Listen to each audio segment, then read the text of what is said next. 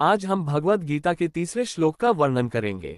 तीसरा श्लोक है अर्जुन विषाद योग। इस श्लोक में दुर्योधन आचार्य द्रोणाचार्य से कहता है, हे आचार्य, देखिए पांडुपुत्रों की विशाल सेना को, जिसे आपके ही बुद्धिमान शिष्य द्रुपदपुत्र धृष्टद्युम्न ने बड़ी कुशलता से व्यवस्थित करके सजाया है। महाभारत युद्ध की शुरुआत से पहले की यह स्थिति है। दुर्योधन युद्धभूमि का निरीक्षण करता है और सबसे पहले अपने गुरु द्रोणाचार्य को संबोधित करता है।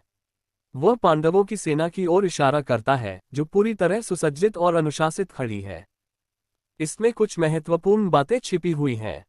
1. दुर्योधन की मानसिकता। दुर्योधन भली भांति जानता था कि पांडवों की ओर से जो सेना खड़ी है, वह केवल संख्याबल में नहीं, बल्कि अनुशासन और नेतृत्व में भी श्रेष्ठ है। इसीलिए वह गुरु द्रोण को ये दिखाकर उनमें असमंजस पैदा करना चाहता था। 2. धृष्टद्युम्न का उल्लेख। धृष्टद्युम्न राजा द्रुपद का पुत्र था। द्रोणाचार्य और द्रुपद के बीच पुरानी शत्रुता रही थी।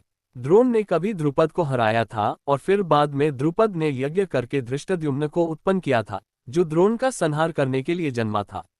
दुर्योधन इस तथ्य को उजागर करता है कि आपका ही शिष्य धृष्टद्युम्न आज पांडवों की सेना का सेनापति है। इस प्रकार वह द्रोण के मन में शंका और द्वंद्व उत्पन्न करना चाहता है।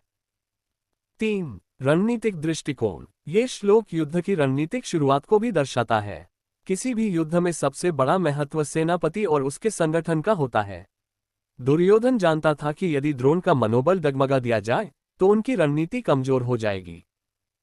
4. आध्यात्मिक संकेत। गीता के श्लोक केवल युद्ध का वर्णन नहीं करते, बल्कि भीतर की मानसिक स्थितियों का प्रतीक भी हैं। यहाँ दुर्योधन का ये कहना दर्शाता है कि जब हम जीवन की चुनौतियों का सामना करते हैं तो अक्सर हमारे मन, दुर्योधन का प्रतीक, हमें ये दिखाता है कि विपरीत पक्ष संघर्ष मुश्किलें बहुत विशाल और संगठित हैं। इससे हमारा आत्मबल कमजोर होने लगता है। इस श्लोक में केवल युद्धभूमि का वर्णन नहीं है, बल्कि मानवीय मनोविज्ञान भी प्रकट होता है। दुर्योधन अपनी चालाकी से गुरु को प्रभावित करना चाहता है। साथ ही यह संदेश भी मिलता है कि चाहे परिस्थिति कितनी ही कठिन क्यों न हो, यदि हमारा संगठन और नेतृत्व मजबूत है तो हम बड़ी से बड़ी चुनौती का सामना कर सकते हैं। इस तरह तीसरा श्लोक हमें रणनीति, मनोविज्ञान और आत्मबल का गहरा संदेश देता है।